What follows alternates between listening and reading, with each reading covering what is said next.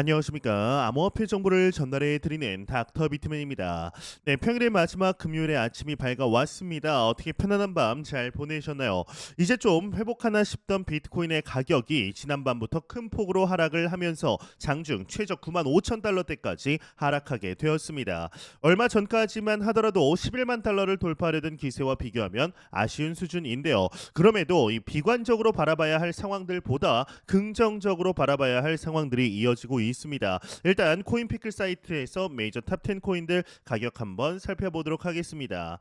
네, 일단 시가총액 1위의 비트코인의 경우는 전날 대비 2.93% 하락한 97,200달러대에 나타내고 있습니다. 이더리움은 5.59% 하락한 3,400달러대, XRP가 다시금 시가총액 4위로 내려왔죠. 0.80% 하락한 2.28달러, BNB가 3% 하락, 솔라나가 5% 하락, 도지코인이 12% 하락한 0.31달러대에 나타내고 있습니다. 상단에 비트코인 더미넌스 한번 보겠습니다. 비트코인 더미넌스는 57.47% 방금 나타냈죠. 다시 한번 보도록 하겠습니다. 이제 내려오게 되면은 이더리움 도미넌스가 12.25%에 나타내고 있는데요. 네, 기술적 지표들 전반적으로 한번 살펴보도록 하겠습니다. 현재 기술적 지표는 적극 매도를 나타내고 있고 이동 평균선 기준으로도 평균 이제 적극 매도를 나타내고 있습니다. 전반적으로 적극 매도, 이제 매도 시그널이 나타나고 있다라고 판단이 됩니다. 이 바이낸스의 경우는 매도세가 54%로 우세하죠. OKX는 비슷합니다. 롱 포지션 이제 매수가 좀 더 우세하고 DYDX는 매도 포지션이 56.18%로 상당히 우세합니다. 고래들의 움직임을 한번 볼까요? 그런데 고래들의 움직임은 비트코인이 지금 코인베이스 암호화폐 거래소로 137개가 입금이 되었습니다. 이제 통상적으로 이 비트코인이나 암호화폐가 거래소로 입금이 되었다라는 것은 매도 시그널로 보기 때문에 다소 부정적인데요. 그런데 크라켄에서는 200개 정도가 유출이 되었죠. 거래소에서 익명의 주소로 유출이 됐다라는 것은 중장기 홀딩을 위한 움직임이구나, 긍정적인 시그널이구나라고 판단을 합니다. 크라켄에서도 176개가 이제 유출이 됐고 바이낸스에서도 128개가 이제 유출이 됐습니다. 또한 바이낸스에서 이제 입금도 되고 이제 유출도 되고 계속해서 왔다 갔다 하는 모습을 보이고 있는데 전반적으로는 입금량보다 이제 유출량이 좀 더 많은 것을 확인을 할 수가 있습니다. 현재의 고래들의 움직임으로는 이제 하락세가 거의 다 끝난 것이 아닌가 싶을 정도로 판단이 가능한데요. 이제 김치 프리미엄을 한번 보도록 하겠습니다. 김프 이제 요율을 보게 되면 비트코인 기준으로 3.8% 플러스 3.8%입니다. 이게 무슨 말이냐면 이 업비트와 바이낸스 기준으로 계산이 되는 건데 플러스 3.8%라는 것은 이 바이낸스 해외 거래소보다 국내 업비트 국내 거래소의 비트코인의 가격이 3.8%더 비싸다. 즉 550만 원 정도 더 비싸다라고 나타나는 거죠. 테더가 현재 업비트 기준으로 1,500원을 뛰어넘었습니다. 청산 맵을 한번 보도록 하겠습니다. 청산 맵을 보게 되면 현재 비트코인 기준 여기 점선 주황색 점선이 보이십니다. 97,250달러인데요. 이 오른쪽이 숏 포지션, 왼쪽이 롱 포지션이다라고 보시면 됩니다. 현재 매물대 쌓여 있는 이 지지선을 보게 되면은 96,720달러가 강력한 지지선으로 작용하고 있다라고 보이죠. 이 이후에 만약에 요것이 뚫린다라면 매우 강력한 95,700달러, 95,600달러대의 지지선이 있습니다. 이 선은 웬만하면 뚫기가 힘들다라고 보시면 되는데 만약에 이게 뚫린다라면 우수수 무너질 수도 있다라고 예상을 할 수가 있습니다. 이외 쇼 포지션의 경우는 현재 단기적으로 보면 97,500달러대, 97,540달러대가 아무래도 좀 뚫기 힘든 저항선으로 작용되고 있다라고 보이고 이것만 뛰어넘는다라고 하면은 98,500달러대, 98,600달러대까지 추가 상승이 가능하다라고 보시면 됩니다. 여기 선이 굵은 높게 되어 있는 선이 지지선과 저항선이다라고 보시면 됩니다. 네, 코인피클 사이트의 공식 홈페이지 링크는 고정 댓글창과 영상 설명란에 남겨놓았습니다. 다양한 지표들을 확인을 할 수가 있습니다. 이를 통해 전반적인 시장 상황을 읽는데 지대한 도움이 될 것으로 예상이 되는데요. 한 번씩 들어가 보셔서 이런 지표들 저런 지표들 확인하시면 여러분들의 투자 습관에 분명히 긍정적인 영향이 갈 것이라 생각이 듭니다. 네, 참 답답한 상황들이 이어가고 있습니다. 이틀 전 미국 연방준비은행의 의장이죠. 제롬 파월 의장의 비트코인 비축 불가 발언 이후 비트코인이 지속적으로 약세를 이어가고 있습니다. 예, 블룸버그의 경우는 비트코인이 지난 9월 이후 최악의 하락세를 나타내며 10만 달러 선을 시험하고 있다라는 보도를 하게 되는데, 연준은 경제 전망에서 내년 금리 인하 횟수를 애초 4회에서 2회로 줄이면서 내년 말 기준 금리를 9월 전망치보다 0.5% 포인트 높은 3.9%로 제시하게 됩니다. 또한 파월 의장은 트럼프 2기 행정부에서 추진될 것으로 예상되는 비트코인의 전략적 비축과 관련해 우리는 비트코인을 소유할 수 없다라고 밝히며 대선 이후 비트코인 상승세에 찬물을 끼얹게 되는데요. 현재 크립토 마켓뿐만 아니라 미 증시 전반적으로도 답답한 상황들이 이어가며 위험자산 전반에 충격이 오게 되었습니다. 예, 펀드 스트레스의 공동 창업자 탐 리에게서 하나의 언급이 나오게 되었는데, 연준의 금리 전망에 염려할 필요가 없다라는 언급을 하게 됩니다. 현재가 매수 기회다라는 것인데요. 관련 내용 함께 보도록 하겠습니다. 헤드라인을 보도록 하겠습니다. 탐리 매파적 금리 전망 염려할 필요가 없다. 지금이 매수 기회이다. 헤드라인이 장식이 되어 있습니다. 네, 미국 연방준비제도가 매파적 금리 인하를 단행, 투자 심리를 위축시킨 가운데 월가의 대표적 강세론자인 탐리 펀드 스트레이트 공동 창업자 겸 수석 전략가의 경우는 향후 증시에 대한 확신을 보이며 지금이 대량 매수 기회다라고 제안을 하게 됩니다. 연준은 전날 기준금리 25bp 추가 인하 결정을 내리게 되었는데 예상에 부합한 조치였다. 그러나 내년 금리 인하 전망이 25bp씩 4차례에서 2차례로 하향 조정되자 증시에 투매 바람이 일면서 폭락장이 연출되었다. 그러면서 리는 이 같은 패닉이 반응이 오래가지는 않을 것으로 본다. 고통스러운 날들이지만 주식의 내재적 가치는 변하지 않았다. 현재 상황을 대량 매수 기회로 보는 이유다라고 언급하며 전날 연준이 올해 마지막 통화정책 회의 결과를 발표한 후에 시카고 옵션 거래소 변동성 지수가 전장 대비 74.04% 폭등했던 사실을 상기하면서 역대 두 번째 높은 상승률이었다라고 전하게 되는데, 기록상 볼 때 변동성 지수가 역대 최고 수준으로 급등했던 앞서 4차례 모두 증시는 한 달 이내에 완전히 회복했다라며 증시 정체가 단기간에 끝날 거라는 믿는 배경에 대해서 설명을 하게 됩니다. 이 외의 내용은 그리 중요하지 않아서 넘어가도록 하겠습니다. 네, 비트코인은 탄생 이후 단 한 번도 무난했던 적이 없었습니다. 비트코인이 끝없이 오를 것이다 라는 믿음과 비트코인이 머지않아 붕괴할 것이다 라는 불안감 늘 교차해 왔고, 이러한 대립 구도가 시장에 큰 영향을 미치곤 했습니다. 그런데 지금까지 등장했던 여러 위기 담론들을 뒤돌아보면 정작 긴 시야로 봤을 때 별다른 영향을 주지 못했다라는 사실을 우리는 알 수가 있습니다. 이제 먼저 언급할 만한 사례가 마운트 곡스 사건입니다. 한때 일본을 대표하던 암호화폐 거래소였던 이 마운트 곡스가 파산 이후 채권자에게 비트코인을 되돌려주는 과정은 매년 꾸준히 폭락설을 부추기는 소재였습니다.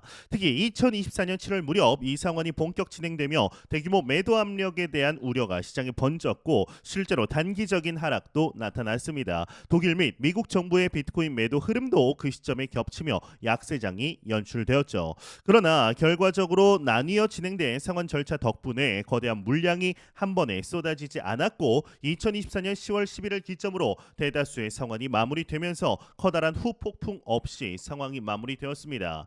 이 그레이스케일의 현물 ETF, 현물 비트코인 ETF 이슈도 한때 비관론에 불을 붙였습니다. 과거 그레이스케일은 업계에서 막강한 영향력을 행사했지만 FTX 파산 사태가 터질 때 그레이스케일마저 흔들리는 것 아니냐라는 말이 나왔습니다. 또한 미래에 현물 ETF가 공식 승인되면 GBTC에서 대량 물량이 시장에 풀려 비트코인의 가치가 큰 타격을 입을 것이다라는 걱정이 컸습니다. 하지만 정작 ETF 승인 움직임이 가시화되자 바네크가 수수료 0%, 0% 선언으로 판을 흔들고 그레이스케일의 경우는 이제 높은 수수료 문제를 새로운 상품으로 미니 트러스트 ETF 런칭으로 돌파했습니다.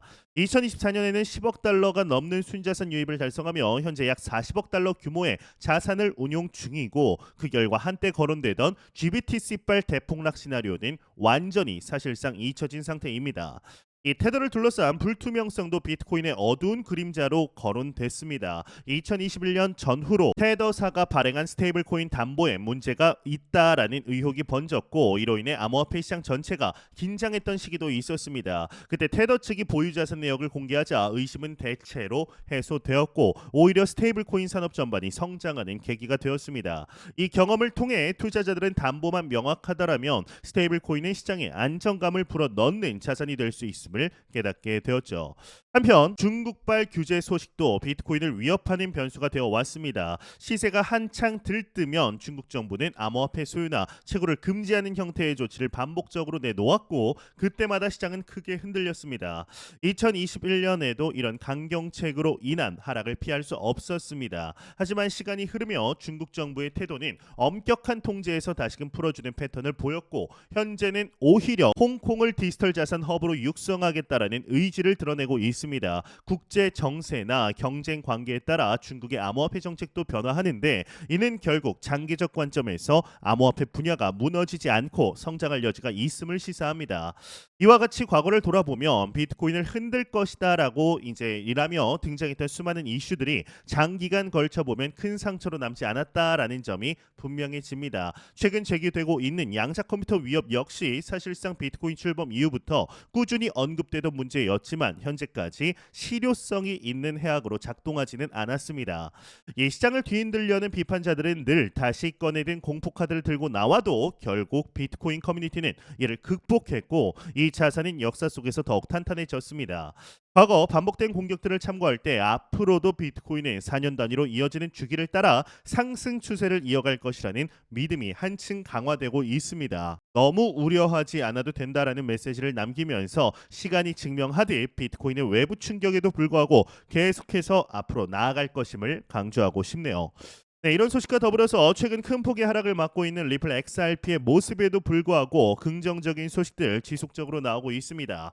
이 XRP와 이더리움 생태계의 통합이 가속화되고 있다라고 하는데, 관련 내용 함께 보도록 하겠습니다. 헤드라인을 보게 되면 리플 USD 출시, XRP와 이더리움 생태계 통합 가속화한다, 헤드라인이 장식이 되어 있습니다. 네, 내용을 보도록 하겠습니다.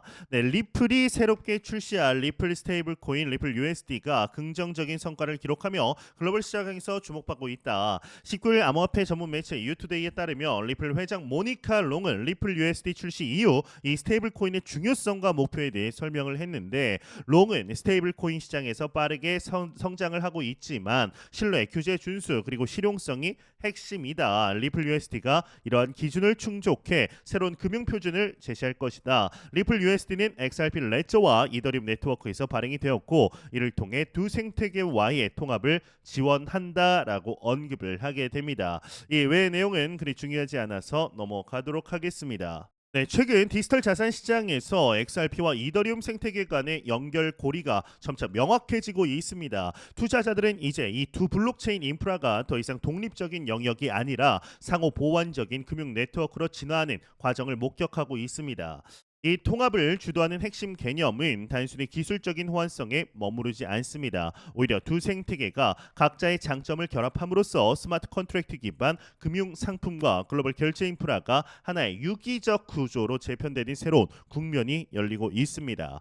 이러한 흐름은 기존 암호 자산 시장이 암호화폐 시장이 직면했던 단절과 불투명성 문제를 완화하는 데 도움을 줄 겁니다. 두 체계가 하나로 엮이게 된다면 기관 투자자와 대형 금융사 역시 불확실성을 줄이고 보다 예측 가능한 환경 속에서 자산 운용 전략을 세울 수 있게 됩니다. 이 주목할 점은 이 통합이 단순히 빠른 거래나 저렴한 수수료 수준을 넘어서 전반적인 신뢰 인프라를 탄탄하게 다진다라는 점입니다. 이는 시장의 일종의 표준화된 가교를 제공하면서 규제와 투명성, 유동성 확보에 있어 한 단계 높은 기준을 마련할 가능성을 내포하고 있습니다. 이 궁극적으로 XRP와 이더리움의 긴밀한 결합은 탈중앙화 금융, 이 DeFi의 새로운 지평을 여는 동시에 전통 금융 및 글로벌 결제망과의 접점을 크게 확장할 겁니다. 이를 통해 앞으로의 투자자들은 단순히 특정 자산을 보유하는 것을 넘어 다양한 네트워크가 합류하는 유연한 디지털 금융 생태계에서 더 풍부한 기회를 창출하게 될 텐데요. 과연 현재 조정이 오고 있지만 끝나지 않은 현 불장 속에서 과연 XRP와 이더리움이 어떠한 퍼포먼스를 보여주게 될 것인지 한번 기대해 보도록 하겠습니다.